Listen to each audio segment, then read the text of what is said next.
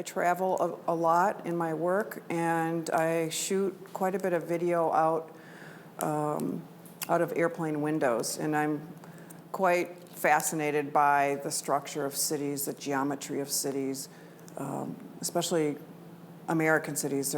Most of them are based on the grid, and I really enjoy that infinite expanse of light. We're about to ink up a piece of birch plywood, and I select the wood for its inherent properties, the grain, some of the imperfections. Some of the wood over here, you can see where there's little dips and dents in the wood. And actually these all become part of the print. So I like the fact that it's not totally flat, because it allows me to create this feeling of atmosphere with the ink. There's a lot about sound with this, and the ink has to make a certain sound.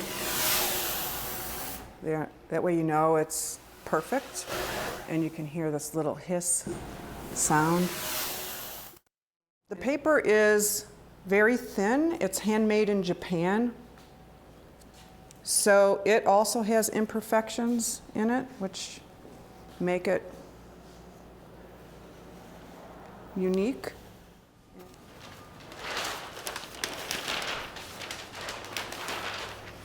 So we want to make sure that we have all the wrinkles out of the paper and out of the blankets. Otherwise, you'd put a nice wrinkle right in the paper, and sometimes even in the wood block. There's quite a bit of pressure exerted on the paper and the wood. And there we go, we'll put it on the table.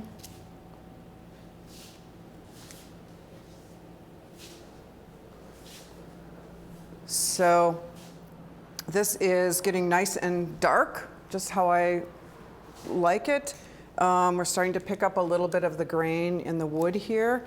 And the reason I want these to be quite black is because I actually, when I'm finished printing the background, I then take a tool and I punch holes in the paper. So it's the forerunner of hand punching that I do, which creates this contrast between the really rich black and then the white that comes through the holes in the paper.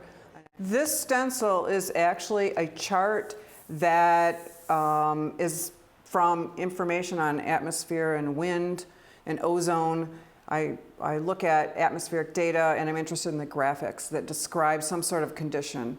So I'm looking at this more for the quality of a drawing. I really like the way all the lines are kind of coming down.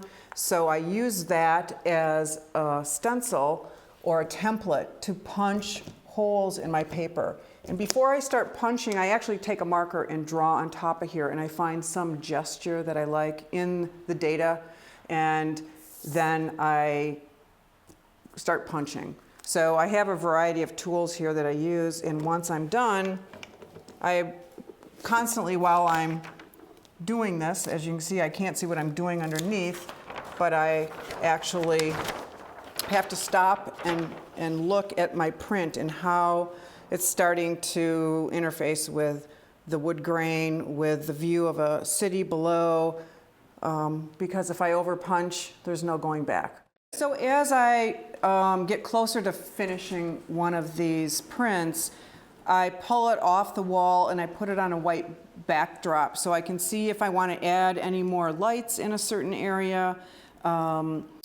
any more lines in the atmosphere. And as you can see, the paper itself, it changes the closer you get it to a board. It looks like, there's a lot of lights on in the city.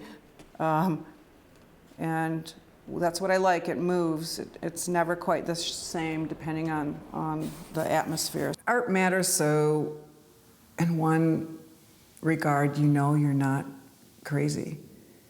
The world is not really as you see it, and art helps you understand that there's a lot of perceptual illusion out there on a formal level, and art gets underneath a lot of the surface. It just somehow makes everything much richer. These are just a few units of grass that I've grown in vacuum formed plastics, and I grow many, many of them so I can create an immersive environment or installation so that your field of vision really takes in a lot of these. So the object starts to lose its identity. The more that you see, the more you become engaged with the overall pattern and not the individual piece itself.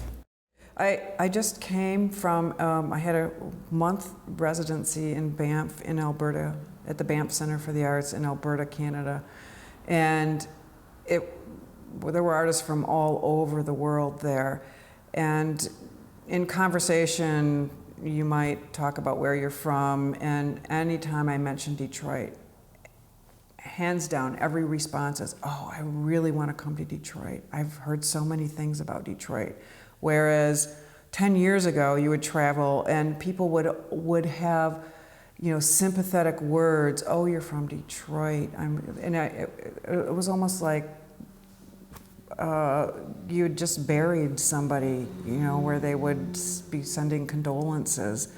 And I never quite understood that because I think places that are not in the mainstream tend to be pretty interesting.